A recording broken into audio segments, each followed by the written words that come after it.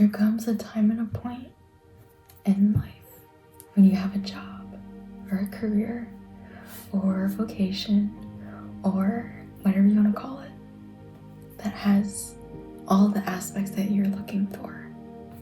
Whether that's the money, the freedom, the finance, the socialization, the foundation of what the company stands for.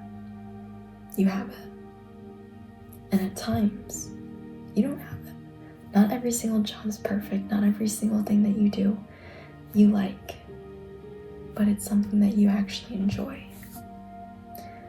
And I think until we get to that point, we are in the process of learning what we like and what we don't like within businesses, companies, organizations, and jobs. And it's very hard to walk away from a job that financially supports you, has all the amenities that you want, has the people that you like, but you just don't like it.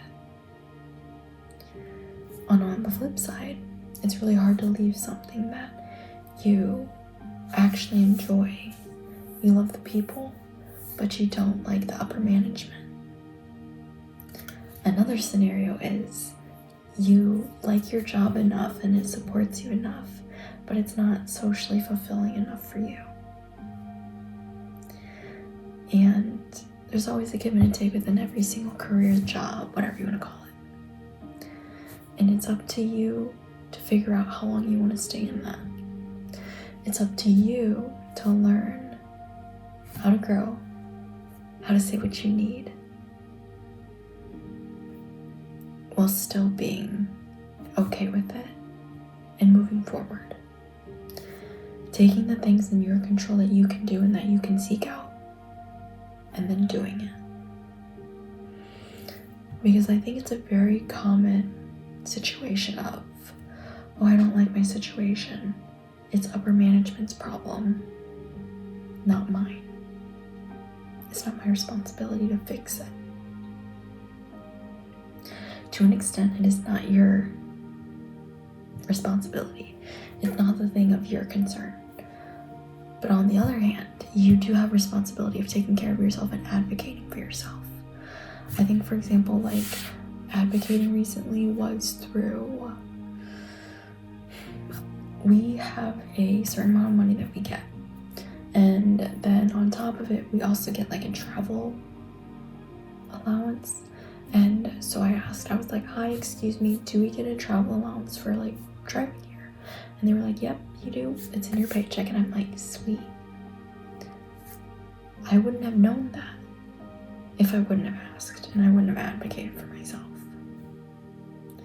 And I think when I'm kind of just like reflecting on these past couple of weeks, that I don't mind what I'm doing. I like the people that I work with. I do like them. I think the thing that I kind of need the most right now is the socialization aspect. It's just me and my computer doing my research. Because my PhD student, she's in an entirely different area of the country right now. Because it's like technically like break and she's not teaching right now. And I think I just kind of miss that social interaction with people. I mean, I definitely appreciate being able to Zoom call her whenever I need to and be able to text her and all these things. I think what's really been hard for me is like the days that we don't call. It's just like me coding away and doing chemistry. And I think it's just really pulling on my social strings of I need to go do something with like my cohort this weekend and making me step outside my comfort zone and try to orchestrate something, because I genuinely like being around people now. It's kind of crazy to say, but yeah, I really enjoy being with other people, feeling the energy, and just getting to know people, I think, on such a deeper-ish level. Like, literally, I was walking to there's like a little hole-in-the-wall place that's on campus, or I should say like in town, and I just found it, and all of a sudden, like, I see one of the like girls from my cohort, and I was like, hi, and like we like were talking for a bit, and she was like, yeah, I'm gonna go to like the building, and I was like, oh, I didn't know you worked there. I technically work there as well, but I just like don't have to physically go. And then she was like, oh, that's really cool. And I was like, yeah, I was like looking for this like cafe to go like sit at. And then she was like, oh, okay, cool, like see you around. And like it was like something like that.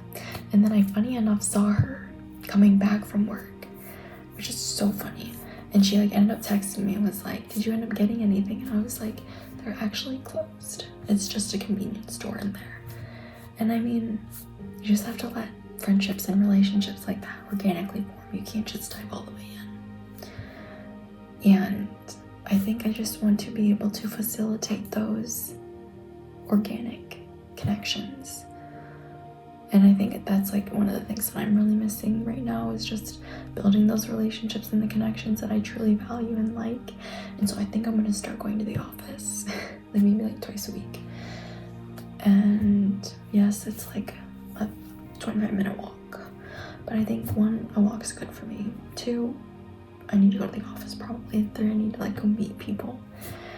And yes, it's not guaranteed that I won't meet somebody at the office, but like it's better than like not. And I think that I think blah blah blah, I feel most fulfilled when I'm interacting with people and seeing other people grow in connection and have those genuine relationships begin to build and form. And when people start to step outside their comfort zone, like one of the workshops that I had to do for like this internship, the person in charge of this, I'll call them the coordinator. The coordinator was, come on everybody, let's just mingle. Come on everybody, come sit closer. Like, let's get talking and conversating. And we're all just like, we're chemists. We're not socially natural. Like, most chemists are not social by nature. And so it's like awkwardly putting people together. I'm like, that's not very organic. And so he ended up like facilitating this like Pictionary game of chemistry, and had all these rules and everything, and like people got into it, people were talking, people were drawing and everything, and then people got more comfortable. And I think it comes down to having shared experiences is how people grow in relationship, connection, friendship. Because when we can bond over something that we all have in common, and it's something deeper than just the surface of, what do you do for a living? How old are you? What year are you? Where do you go to college? When we can actually bond over something that's more than that, that is when you are able to grow in a friendship. And I think this is just like the past like 3 weeks, I'm just more and more diving into how much I value connection, how much I value interacting with people and being able to like make an impact and have them make an impact on me, of just learning from their experiences and being able to have that feeling of humanity, that we are all human and that we're not actually that much separate than we physically display ourselves as. And I think the more and more that I think about it, the more and more I ponder. Like that's like the thing that I feel like I'm missing right now in my current internship. And I think I'm gonna try to seek that out.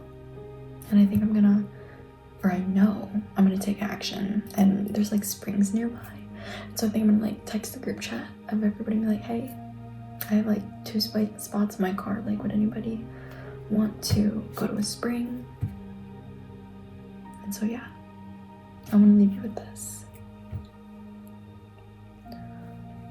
Just because you're missing an aspect in your life doesn't mean that it's wrong. It doesn't. It just means that it's important to you, that you find value in it. And so you have to create that for yourself. That you have to pull all your resources in to then be able to get something that you want. And if it means facilitating that yourself, so be it. But at the end of the day, you are the only one that's responsible for yourself and how you act, how you are, how you display yourself, your environment. You are responsible for that because it's your life. No one else's life. So, like I've said this so many times, do this one action, do this one step for you. Food for thought.